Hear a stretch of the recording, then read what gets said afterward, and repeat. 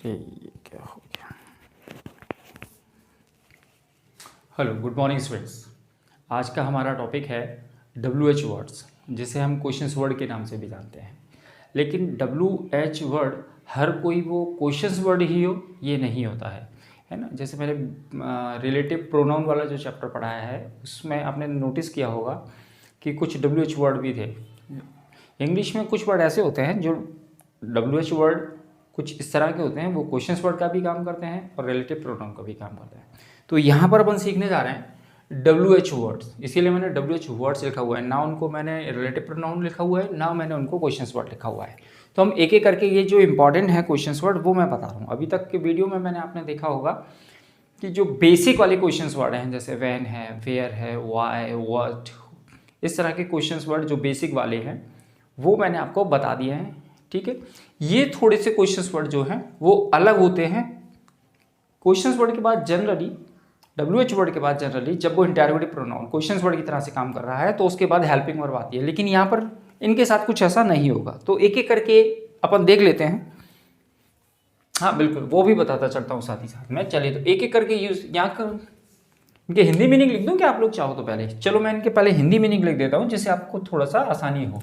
जैसे who means कौन। ठीक है, एक एक करके देखते जाओ आप सारे। How many, how many means कितने या फिर कितनी। हाउ मच कितना। विच कौन सा। ये सभी अभी इंटरोगेटिव प्रोनाउन चल रहे हैं। हुज, हुज यानी किसका। हुम किसे, है ना।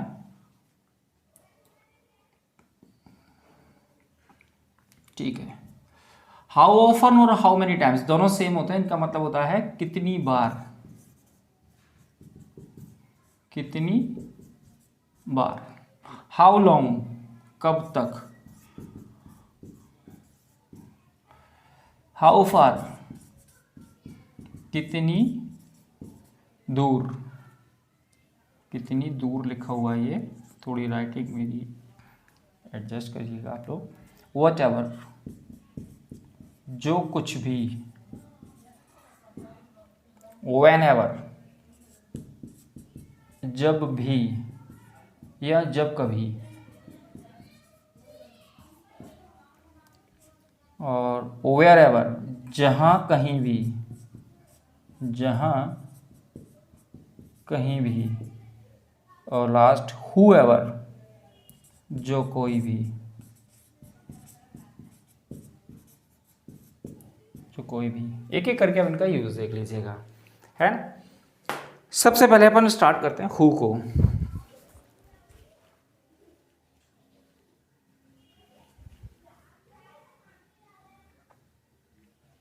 सबसे पहले हु को स्टार्ट करते हैं, एक एक करके देखना शुरू करते हैं भाई।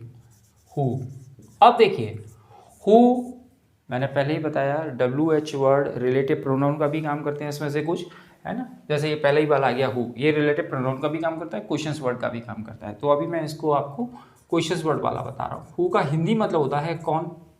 ठीक है, जनरली आपने देखा होगा हु का यूज कहाँ करते हैं हम, सेंटेंस का सब्जेक्ट फाइंड आउट करने के लिए। ठीक है ना, एग्जाम्पल से समझते हैं अपन। इसको थोड़ा अच्छे से समझ लेना। ये कुछ चीज़ें यहाँ पर नहीं मिलेंगी अब इस हु के साथ। जैसे मैंने लिखा न्यूज़पेपर कौन ले गया है, ले गया है। टेंसेस अपन कर चुके हैं तो मैं ये एग्जांपल ले सकता हूँ। प्रेजेंट परफेक्ट टेंस हुआ ना हु, उसके बाद फिर क्वेश्चंस वर्ड हो गया, क्वेश्चंस वर्ड के बाद हेल्पिंग वर्ब आती है। अंडरस्टूड है। हु हैज़, अब ये हैज़ क्यों लगाया, क्योंकि सेंटेंस का सब्जेक्ट नहीं मालूम और जो सब्जेक्ट अननोन होते हैं उसे हम सिंगुलर की कैटेगरी में रखते हैं। ठीक है ना, तो ये हैज़ हो गया। उसके बाद फिर third form who has taken the newspaper, who has taken the newspaper, question mark. ठीक है, आ गई बात समझ में। लेकिन अगर मैं यहाँ पर ये कह दूँ, अब ध्यान से देखना, ये तो सिंपल है, क्वेश्चंस वर्ड होंगे, वो सोच रहे होंगे बच्चे कि इसमें आपने क्या नया बताया, है ना। तो ये देखिए क्वेश्चंस वर्ड के बाद हेल्पिंग वर्ब जनरली होती है, सब्जेक्ट है नहीं है क्योंकि हु का यूज ही सब्जेक्ट निकालने के लिए यूज हुआ है, थर्ड फॉर्म होगा, इसका ऑब्जेक्ट आ गया, ठीक है। अब अगर यही सेंटेंस मैं इस तरह से लिख दूं, न्यूज़पेपर रोज कौन पढ़ता है, कौन पढ़ता है, ये क्वेश्चन है। अब इसको करो, तो ध्यान से समझना जो मैं बता रहा हूं, जब भी दो टेंसेज अगर ऐसे आ जाए जो प्रेजेंट इंडेफिनिट हो और पास्ट इंडेफिनिट हो, प्रेजेंट इंडेफिनिट और पास्ट इंडेफिनिट, तो प्रेजेंट इंडेफिनिट और पास्ट इंडेफिनिट का जो हु वाला सेंटेंस होता है, हु वाला क्वेश्चन वर्ड होता है, वो दो तरह से बनता है बच्चों। कौन कौन से, तो ये देखो, न्यूज़पेपर रोज कौन पढ़ता है, प्रेजेंट इंडेफिनिट है, ता है और एक्शन वर्ब भी दी हुई है साथ में, यानी कि प्रेजेंट इंडेफिनिट। याद रखना ता है के साथ एक्शन वर्ब होनी चाहिए, ये रही हमारी एक्शन वर्ब, ठीक है ना। तो हु हो गया, ठीक है। डज, ठीक है, who does read the newspaper daily, एक सेंटेंस ये हो गया। लेकिन जनरली बच्चों क्या है ना, तो ये स्पीकिंग में यूज होता है और ना ही ये कंपटीशन की ग्रामर में आता है। तो इसका दूसरा जो फॉर्मेट बनता है वो यूज ये होता है, हु के बाद हम जनरली हेल्पिंग वर्ब का यूज नहीं करते हैं। हम क्या करते हैं, जो वर्ब की फर्स्ट फॉर्म है ना, उसमें एस और एस या E S according to situation लगा देते हैं। एस कब आता है और ई एस कब आता है ये आपको मालूम है ना, जिस वर्ब के लास्ट में O C H S H X या डबल एस है उसमें ई एस लगा देंगे, जैसे जी ओ गो, लास्ट में ओ आ रहा है तो ई एस लग जाएगा सॉरी, ठीक है ना। ये 5 वर्ड हो लास्ट में तो ई एस लगाएं, अदरवाइज एस लगाएं, जैसे डी है तो इसमें एस लगेगा। तो who reads the newspaper daily, who reads the newspaper daily, ये क्वेश्चन हो जाएगा। तो ये हमारा आजकल ज़्यादा चलता है, याद रखिए, हु के बाद एस और एस वाली वर्ब लगा दें तो वो प्रेजेंट इंडेफिनिट हो गया। और हु के, मैं ये नहीं कहा है कि ये गलत है, means this also can be done, it depends on you, आप किस में कंफर्टेबल हैं, पहली बात। दूसरी बात, आपको मालूम दोनों होना चाहिए, क्योंकि आप इसमें कंफर्टेबल हैं लेकिन सामने वाला ये बोल रहा है तो यू मे गेट कन्फ्यूजन, और आप एग्ज़ाम में कंपटीशन की तैयारी कर रहे हैं तो आपको ये भी आ सकता है, ये भी आ सकता है, कोई सा भी आ सकता है, तो आप दोनों तरह से प्रिपेयर्ड रहिए, ठीक है। ये हो गया। एक और देखें, जैसे एक एग्जांपल और समझ लेते हैं। आपको इंग्लिश कौन पढ़ाता है, आपको इंग्लिश कौन पढ़ाता है, ये यहाँ तो आप इससे ले जाएं, सिर्फ प्रेजेंट इंडेफिनिट की बात कर रहा हूँ। ये जो एस और एस वाली फॉर्म लगी ना प्रेजेंट इंडेफिनिट, क्योंकि प्रेजेंट इंडेफिनिट और पास्ट इंडेफिनिट के साथ ही ऐसा क्या होता है, क्योंकि प्रेजेंट इंडेफिनिट और पास्ट इंडेफिनिट ही ऐसे होते हैं क्योंकि उनके एफर्मेटिव में हेल्पिंग वर्ब यूज़ नहीं होती है, बाकी पूरे के पूरे 48 सेंटेंसेस में आपकी में हेल्पिंग वर्ब मिलेगी, ठीक है। आपको इंग्लिश कौन पढ़ाता है, तो who does teach you English, ठीक है। और अगर आप दूसरे से बनाएंगे तो क्या हो जाएगा, हु टीचेस, अब देखिए इसमें सी एच है लास्ट में तो ई एस लग गया, हु टीचेस यू इंग्लिश, है ना, स्कूल तो नहीं है, आपको इंग्लिश कौन पढ़ाता है, ठीक है, हु टीचेस यू इंग्लिश, ठीक है। दो बन गए इसके भी, या तो आप हु के बाद डज लगाएं और वर्ब की फर्स्ट फॉर्म लगा दें, या फिर आप हु के बाद डायरेक्ट जो बेस फॉर्म है यानी कि फर्स्ट फॉर्म है उसमें एस और एस लगा दें, ठीक है, तो फिर ये डोडस नहीं लगेगा, समझ गए। तो ये चीज़ आज नहीं हुई ना, अभी अपन क्या कर रहे थे, WH वर्ड, क्वेश्चन वर्ड, और उसके तुरंत बाद हेल्पिंग वर्ब आती थी, समझ गए आप लोग, नोट कर लिया। अच्छा, दूसरी बात, ये तो हु का हो गया, कौन का मतलब, एक हु का मतलब जो भी होता है वो रिलेटिव प्रोनाउन के रूप में यूज होगा, है ना। तो आप वो रिलेटिव प्रोनाउन वाला मेरा वीडियो देख सकते हैं, उसमें मैंने एक पर्टिकुलर वीडियो बनाया है रिलेटिव प्रोनाउन, उसमें आपको डिटेल्स में मिल जाएगा हु का यूज़ कहाँ करते हैं। हु का मतलब जब वो रिलेटिव प्रोनाउन के लिए यूज़ होगा तो उसका हिंदी मतलब होगा जो या जिसने, और उसका यूज़ किसके लिए किया जाएगा, पर्सन के लिए किया जाएगा या पेट एनिमल के लिए किया जाएगा। ठीक है, वो आप उसमें डिटेल्स में देख लीजिए ना। ठीक है, चलो ये हो गया, नोट कर लीजिए जल्दी फटाफट, तो एक एक करके फिर मैं आपको सारे बताता हूँ।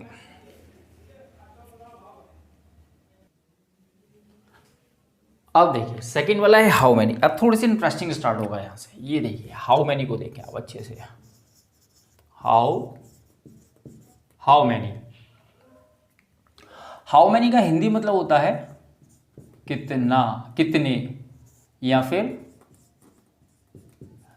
कितनी। ठीक है, अब इसको अच्छे से समझ लीजिए। ये भी WH वर्ड है, ध्यान से समझ लेना बच्चों आप, है ना, थोड़ा सा डिफरेंट आएगा। हाउ मैनी भी एक डिफरेंट वर्ड है, लेकिन हाउ मैनी के साथ क्या होता है, हाउ मैनी के साथ में जो नाउन होगा, पहली बात तो ये बता दूं मैं, इसके साथ में जो आएगा वो हमेशा प्लूरल नाउन होगा, हमेशा। हाउ मैनी के साथ में जो नाउन आएगा उसका उसका वो नाउन हमेशा प्लूरल नाउन होगा। तो ध्यान से समझ लीजिएगा, प्लूरल नाउन जो कि एक सब्जेक्ट भी हो सकता है। हाउ मैनी के साथ जो भी नाउन आएगा उसकी इंग्लिश हाउ मैनी के साथ बनेगी, फिर हेल्पिंग वर्ब आएगी। नहीं आ रहा समझ में? देखो जनरली फॉर्मेट क्या होता है, पहले क्वेश्चंस वर्ड होगा, फिर उसकी हेल्पिंग वर्ब होगी, ठीक है, फिर उसका सब्जेक्ट होगा, फिर उसकी मेन वर्ब होगी। ठीक है ना। अब इसमें क्या होगा, ये भी क्वेश्चंस वर्ड है, ये भी क्वेश्चंस वर्ड है, यानी हाउ मैनी, हाउ मैनी के साथ में जो नाउन होगा ना, प्लूरल नाउन इसके साथ में होगा, फिर इसकी हेल्पिंग वर्ब होगी, फिर इसका सब्जेक्ट होगा, फिर इसकी वर्ब होगी। ये है कहने का मतलब, ये है कि हाउ मैनी के साथ में ये जो प्लूरल नाउन आएगा उसकी इंग्लिश साथ में बनेगी, फिर हेल्पिंग वर्ब आएगी, फिर सब्जेक्ट आएगा। ठीक है, अब आती है बात कि हेल्पिंग वर्ब कौन सी आएगी। तो हाउ मैनी एक WH वर्ड है, क्वेश्चंस वर्ड है, तो वो जिस टेंस में आएगा, जिस फॉर्मेट में आएगा, वो हेल्पिंग वर्ब यूज होगी। एग्जांपल से समझो, ऐसे नहीं आएगा समझ में। देखो मैंने कहा, इसको चाहो तो आप ऐसे कर लो, हाउ मैनी और उसके तुरंत बाद प्लूरल नाउन, और उसके बाद फिर ये रहा आपका हेल्पिंग वर्ब सब्जेक्ट। ऐसे मैंने कहा, एग्जाम्पल है इसका, आप एक दिन में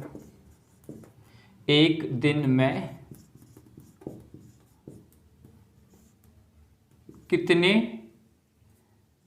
घंटे पढ़ते हो। जैसे ये क्वेश्चन है, प्रेजेंट इंडेफिनिट का है, आप एक दिन में कितने घंटे पढ़ते हो। हाउ मैनी का हिंदी मतलब क्या होता है, कितने या कितनी। तो हिंदी सेंटेंस में कितने या कितनी के साथ में जो नाउन होगा ना बच्चों, वो हमेशा प्लूरल नाउन होगा, ये लिखा हुआ है ऊपर। तो इसकी इंग्लिश जो बनेगी ना, वो साथ में बनेगी इसकी। ठीक है, एक और एग्जांपल से देखते हैं। वह कितनी बार 10th में फेल हुआ है। टेंस बदल दिया मैंने, है ना। जैसे क्वेश्चन वर्ड है कितनी बार, कितनी की इंग्लिश हो गई है, और उसके में बार मतलब टाइम्स, कितना, हाउ मेनी टाइम्स हो जाएगा। एक और देखते हैं, रवि ने कल कितनी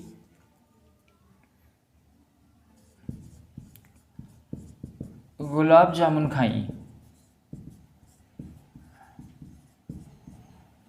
है ना। कितनी गुलाब जामुन, एक ही वर्ड है, ये प्लूरल नाउन। आ रहा है बात समझ में। तो इसकी इंग्लिश हमें सबसे पहले बनाना है। जैसे कितने घंटे, तो हाउ मैनी आवर्स, ये हो गया प्लूरल नाउन। चाहो तो यहाँ पे लिख लो, कंफ्यूजन, हाउ मैनी आवर्स। ठीक है, इसके साथ हाउ मैनी के साथ हमेशा प्लूरल नाउन आएगा, याद रखना, ये मैंने लिख भी दिया है।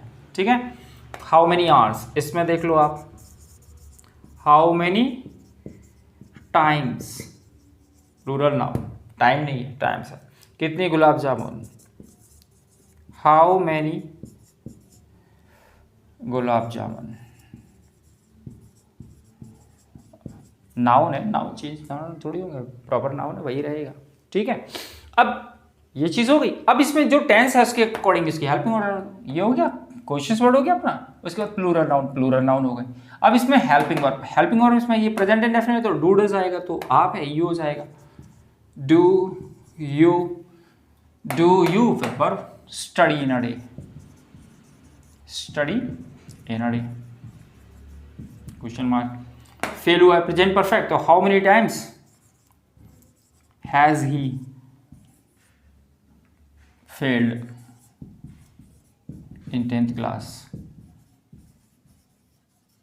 question mark। how many glasses खाई past indefinite, did subject है Ravi, did Ravi eat have take कुछ भी कर दें, eat yesterday है, ठीक है, eat yesterday। how many gulab jamun, देखो ये गलत हो रहा है, गुलाब जामुन नहीं होगा, गुलाब जामुन्स होगा, प्लूरल ही बनाना पड़ेगा हमें। How many gulab jamuns did Ravi eat yesterday. हाँ वो भी पहुंच रहे हैं, अनकाउंट उस पर भी पहुंच रहे हैं एक एक करके। आ गया बात समझ में। तो अभी तक अपन ने क्या कर रहे थे, ये था क्वेश्चंस वर्ड के बाद हेल्पिंग वर्ब, लेकिन हाउ मेनी और हाउ मच दोनों के साथ ऐसा नहीं होता है। बस फर्क इतना है, हाउ मेनी के साथ आता है प्लूरल नाउन और हाउ मच के साथ आता है अनकाउंटेबल नाउन, सिंपल, ठीक है। चलो इसको मिलाएं, ये हो गया। अब हाउ मच वाला भी देख लेते हैं। हाउ मच वाला भी सरल है, उसमें कुछ नहीं करना है आपको, या मैनी की जगह मच कर दो, और इसका हिंदी मतलब वो लिख ही दिया हुआ है मैंने, कितना,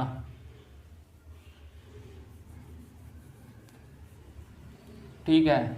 और या प्लूरल की जगह कर दो अनकाउंटेबल, हाउ मच की जगह हो गया कितना, ठीक है।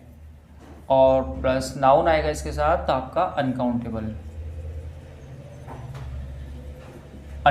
नाउन, ठीक है। जल्दी करो फटाफट।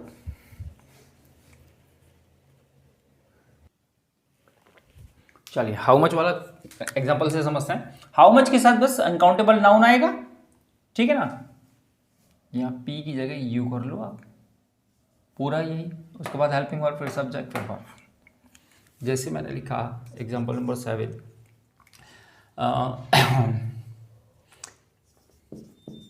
इस पॉन्ड में कितना पानी है। अब देखो कितना पानी साथ में आ रहा है नाउन, मैंने बताया हाउ मैनी और हाउ मच के साथ में जो भी नाउन आएगा उसकी इंग्लिश उनके साथ में बनेगी। हाउ मैनी का यूज़ होगा प्लूरल नाउन के साथ, तो उसके साथ प्लूरल नाउन आएगा। हाउ मच का यूज़ होगा अनकाउंटेबल नाउन के साथ, तो हाउ मच के साथ अनकाउंटेबल नाउन आएगा, फिर हेल्पिंग वर्ब आएगी, ठीक है। जैसे कितना पानी अनकाउंटेबल नाउन आ गया,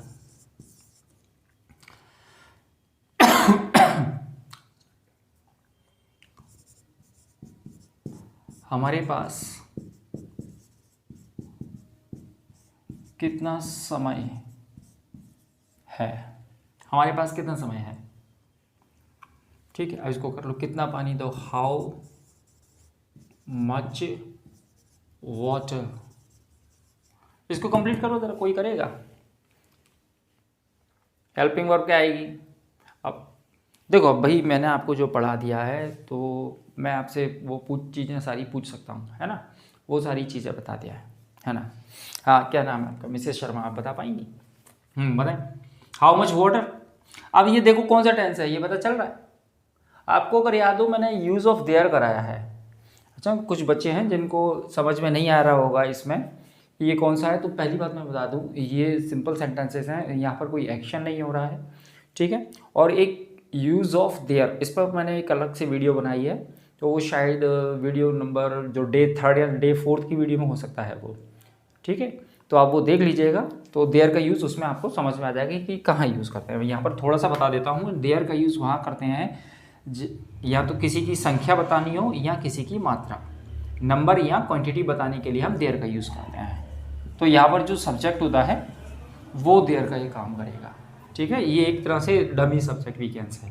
तो how much water is there in this pond, question mark. ठीक है, हाउ मच टाइम हमारे पास डू वी हैव। देखो इससे पहले आया था ये कभी कितनी बार, तो हाउ मेनी टाइम्स हो गया था वो, ये हाउ मच टाइम है। वो टाइम और टाइम्स में अंदर समझ में आ गए, वो बार से मतलब है sequence, one time, 2 times, 3 times, ये समय, ये वाले समय से मतलब है। ऐसे एग्जाम में पूछते हैं ना सर अब कितना समय रह गया, ऐसा how much time is left, ठीक है ना, वही है ये। ठीक है, वो टाइम अलग है, ये टाइम अलग है। वो जैसे मैं आपको सिंपल से बता दूँ, वो एग्जाम्पल भी ऐसा आ गया, जैसे कि आपको मैं एग्जाम्पल से बताऊँ, वाटर, वाटर कैसा नाउन है भाई, अनकाउंटेबल नाउन है वाटर। वाटर का प्लूरल क्या होता है? सॉरी, वो प्लूरल एक वर्ड होता है, वाटर मीन्स पानी, ठीक है, जनरली सभी जानते हैं। एक होता है वाटर्स, तो वो वाटर का प्लूरल नहीं होता, वो भी एक सिंगुलर नाउन ही होता, और उस वाटर्स का मतलब होता है सी, समुद्र, समझ गए। जैसे वुड, वुड यानी लकड़ी, अनकाउंटेबल नाउन है। वुड्स, वुड्स यानी होता है जंगल, ठीक है। उसी तरह से ये टाइम, वो टाइम अलग है, ये टाइम अलग है। ये टाइम है ये वाला टाइम, और वो टाइम्स है काउंटेबल टाइम, 1 टाइम, 2 टाइम्स, 3, 1 बार, 2 बार, 3 बार, उससे मतलब है वहाँ पे, ठीक है। तो कन्फ्यूजन नहीं होना कि सर ने उधर इसको प्लूरल कर दिया, इधर सिंगुलर कर दिया, ठीक है। Sir clear? हाउ मेनी और हाउ मच हो गए हमारे। Oh my goodness, still we have done only 3 words. चलो आगे बढ़े। विच, बस ये स्टार्टिंग के ही हैं, बाकी के तो ये फिर सरल से ही हैं, एक एक एग्जाम्पल से समझ में आ जाएंगे। ये थोड़े से बच्चों को प्रॉब्लम क्रिएट करते हैं, तो वो मैं थोड़ा सा डिटेल्स में बता रहा हूँ। अब आ जाओ भैया विच पर। विच को समझ लो आप, विच भी एक रिलेटिव प्रोनाउन भी होता है, और क्वेश्चंस वर्ड की तरह से काम करेगा, तो इसका मतलब होता है कौन सा। इसको भी देख लो, इसके भी क्वेश्चन 2 तरह से बनते हैं, है ना। इसके साथ भी वही है, ये बहुत अच्छा है। इसके साथ विच के बाद हेल्पिंग वर्ब भी लगा सकते हैं, अगर वो चॉइस के फॉर्म में है तो, ठीक है। विच के बाद हेल्पिंग वर्ब भी लगा सकते हैं, और विच के साथ वाला नाउन भी लगा सकते हैं, दोनों ही काम कर सकते हैं इसके साथ। एग्जाम्पल से समझो, ऐसे नहीं, जैसे आपका फेवरेट कलर कौन सा है।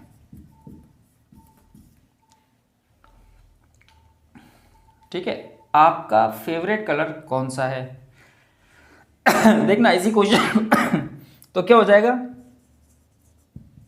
Which is your favourite colour, which is your favourite colour, ठीक है। क्वेश्चन वर्ड हो गया ये, which is your favourite colour, ठीक है। आपकी फेवरेट मूवी कौन सी है, which is your favourite movie, तो इसको हम ऐसे कर सकते हैं।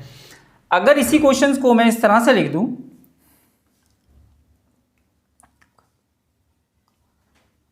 आपका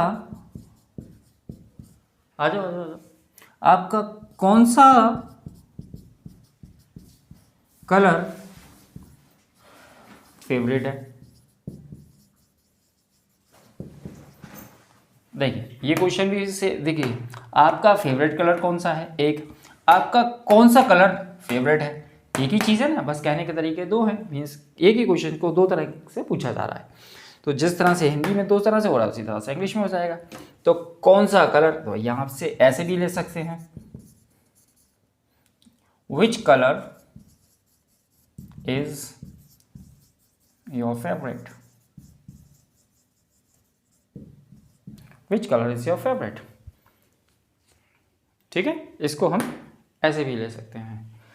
अगर ये क्वेश्चन इस तरह से है तो इस तरह से लिखेंगे, इस तरह से है तो इस तरह से लिखेंगे। विच का ये हो गया, ये क्वेश्चन वर्ड की तरह से काम हो गया इस तरह से। और विच का मतलब जो यहाँ जिसने से भी होता है वो रिलेटिव प्रोनाउन का काम करता है। तो हु, विच, दैट, है ना, हुज, हुम, ये जो आगे आएंगे ये वाले, ये सब रिलेटिव प्रोनाउन है। उसकी एक मैंने अलग से वीडियो बनाई है, तो जो रिलेटिव प्रोनाउन के रूप में इनको पढ़ना चाहता है तो मेरी वो वाली वीडियो देख सकता है, ठीक है। तो ये हमारे हो गया, हाउ मेनी हो गया, हाउ मच हो गया, और विच हो गया, ठीक है। अब आते हैं हम हुज पर, हुज और हुम। इनके ऑरल प्रैक्टिस भी करते चले आप साथ में। जैसे आपने कालिदास की कौन सी बुक पढ़ी है, which colour of oh sorry Kalidas की कौन सी बुक पढ़ी है, which book of Kalidas have you read, है ना, इस तरह से।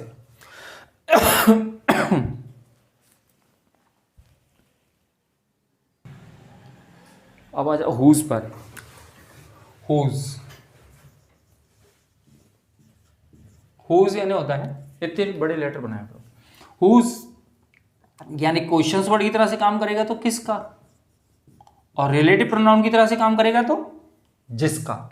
ठीक है ना, तो अभी मैं आपको केवल क्वेश्चंस वर्ड वाले बता रहा हूँ। हुज यानी किसका, एग्जाम्पल से समझते हैं इसको हम। एग्जाम्पल नंबर 8, यह मोबाइल किसका है, ठीक है, किसका। हुज मोबाइल, ये भी वही, मोबाइल किसका है तो हुज मोबाइल, बस इसका नाउन इधर है, हुज मोबाइल इज इट, क्योंकि इंटरोगेटिव है ना तो हेल्पिंग वर्ब पहले आएगी, इज इट। लेकिन स्पीकिंग में लोग बोल देते हैं हुज मोबाइल इट इज, ठीक है, लेकिन जनरली ये हेल्पिंग वर्ब पहले आएगी, ठीक है ना।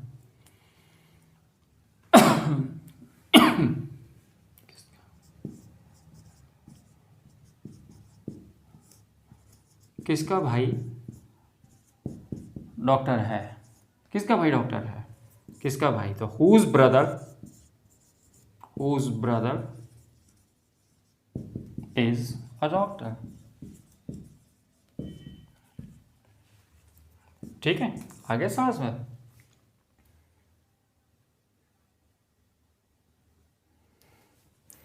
एक थोड़ा सा और देख लें, आपने ग्रामर पर, इंग्लिश ग्रामर पर किसकी किताब पढ़ी है, किसकी बुक पढ़ी है, बुक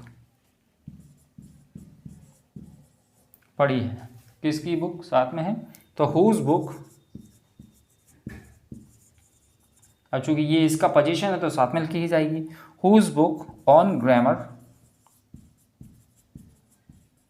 ये इसी का कॉम्प्लिकेटेड ना बुक का ही, तो साथ में लिखा जाएगा, कॉम्प्लिकेट साथ में लिखे जाते हैं। हुज बुक ऑन ग्रामर, उसके बाद helping verb, have you read, पढ़ी है, प्रेजेंट परफेक्ट टेंस है था, whose book on grammar have you read, present perfect tense, ठीक है।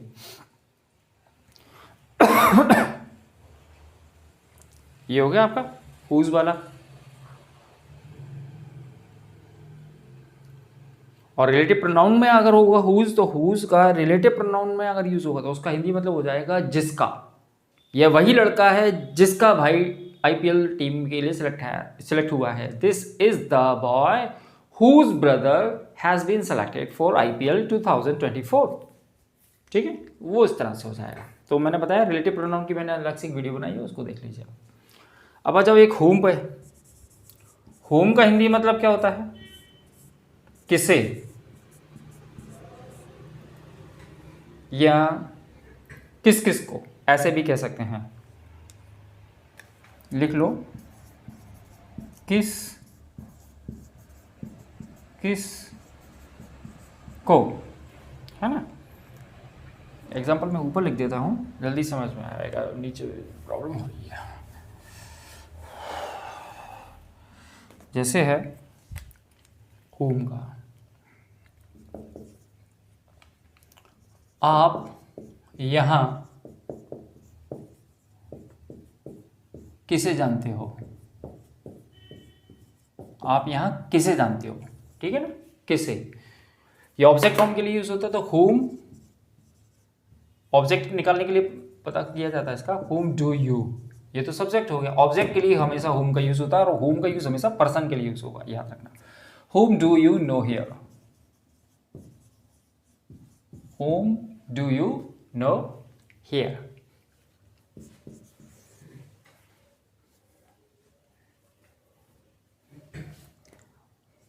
उसने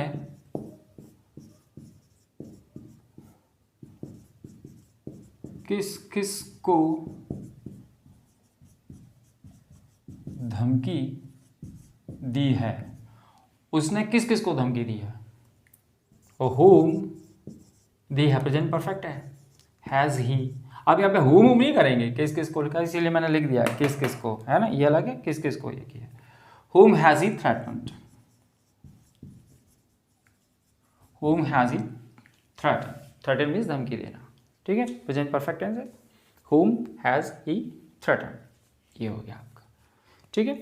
हुज के साथ उसका नाउन साथ में लिखा जाएगा और हुम के साथ में हेल्पिंग वर्ब लिखी जाएगी, हुम के साथ में नाउन नहीं लिखा जाएगा, ठीक है, क्योंकि हुम का यूज़ हमेशा ऑब्जेक्ट निकालने के लिए यूज़ होता है, क्योंकि हुम के सेंटेंस में आप देख लो सब्जेक्ट दिए हुए हैं, दोनों के सब्जेक्ट दिए हुए हैं, ऑब्जेक्ट नहीं दिया हुआ है, तो हुम का यूज़ हमेशा ऑब्जेक्ट निकालने के लिए यूज़ होता है और वो भी पर्सन के लिए यूज़ होता है, ठीक है। हाउ मेनी टाइम्स भी हो गया कि मैं आपको हाउ ऑफन को देख लो कितनी बार, अरे हाँ ये वाला हाउ मेनी टाइम्स का तो मैं करा ही चुका हूँ ये ऊपर, ठीक है, तो वहाँ हाउ ऑफन भी लिख सकते हो। अब आ जाओ हाउ लॉन्ग पर। हाउ लॉन्ग, हाउ लॉन्ग का मतलब होता है कब तक, ठीक है ना, हाउ लॉन्ग कब तक।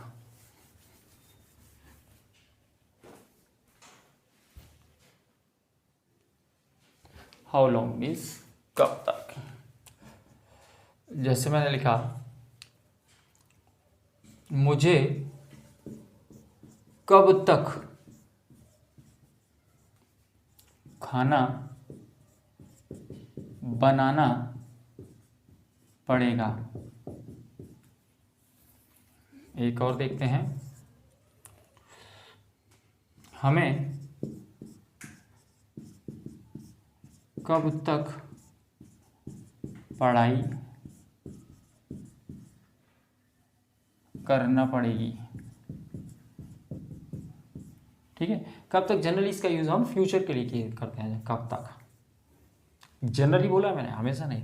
तो हाउ लॉन्ग, मुझे कब तक खाना बनाना पड़ेगा, how long will I have to cook, है ना, ये हैज टू हैव टू का फ्यूचर फॉर्म है, ठीक है ना। हमें कब तक पढ़ाई करना पड़ेगी, ये भी वही है, कब तक। और हाउ लॉन्ग विल शैल कुछ भी यूज कर सकते हैं दोनों में। How long will we have to study, how long will we have to study. Generally speaking में कैसे बोलते हैं लोग, how long we will have to study, how long I will have to cook. Questions word लगाकर sentence को affirmative बना दिया जाता है, लेकिन मैं ये आप वैसे भी कर सकते हैं और ऐसे तो फिर एक्यूरेट है ही, ठीक है ना। How far, how far means कितना दूर, सीधा सीधा आप इसमें देख लीजिए, ये एग्जांपल से समझ लीजिए आप डायरेक्ट।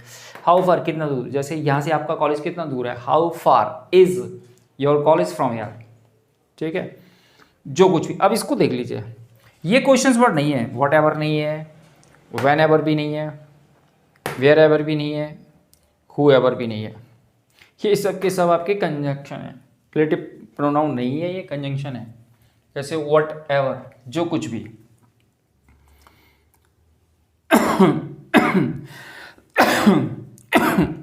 आप जो कुछ भी पूछना चाहते हो,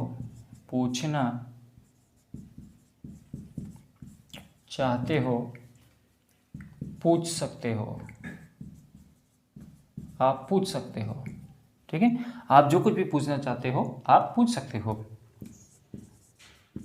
you can ask me what ever you want, ठीक है। इस वाले सेंटेंस को हम पहले भी लिख सकते हैं, what ever you want you can ask me, उसमें फिर यू लिखने की जरूरत नहीं पड़ेगी, दोनों सब्जेक्ट का यू कॉमन हो जाएगा। इसमें ये इशू की कंजंक्शन है, इसलिए दूसरे सेंटेंस का लिखना पड़ेगा, ठीक है। वॉट एवर हो गया। व्हेन एवर का मतलब होता है जब भी या जब कभी, सीधा सीधा। जब भी मैं मंदिर जाता हूँ मुझे वहाँ हमेशा बहुत भीड़ मिलती है। Whenever I go to temple, या whenever I visit to temple, मुझे वहाँ बहुत भीड़ मिलती है। I get a big crowd over there, या जब कभी मैं मंदिर जाता हूँ, whenever I go to temple, दोनों ही बात है। वेयर एवर मीन्स जहाँ कहीं भी, आप जहाँ कहीं भी जाओगे। अब इस सेंटेंस को समझ लो, देखो मेरे मुझे एक अच्छा सेंटेंस आ गया। आप जहाँ कहीं भी जाओगे आप हर जगह ईश्वर को पाओगे। दोनों सेंटेंस फ्यूचर के हैं, लेकिन एक सेंटेंस बनेगा प्रेजेंट में। Wherever you go, wherever you go you will find God everywhere. ठीक है। और हु एवर पर्सन के लिए जो कोई भी इस क्वेश्चंस को सॉल्व करेगा will be given a treat. Whoever will solve these questions will be given a treat from me। ठीक है, इस तरह के सेंटेंस है। ये तो सरल है, ये तो आप सीधे इनके हिंदी वर्ड मीनिंग याद करें और जहाँ पर हिंदी में ये वर्ड आ रहे हैं इंग्लिश में यही वाले वर्ड वहाँ लगा दें। बस ये थोड़े से अलग थे तो वो मैंने आपको बताने का प्रयास किया है। अब जिसके जो भी डाउट्स हैं, जो भी कन्फ्यूज़न है, वो मुझसे आप पूछ सकते हैं।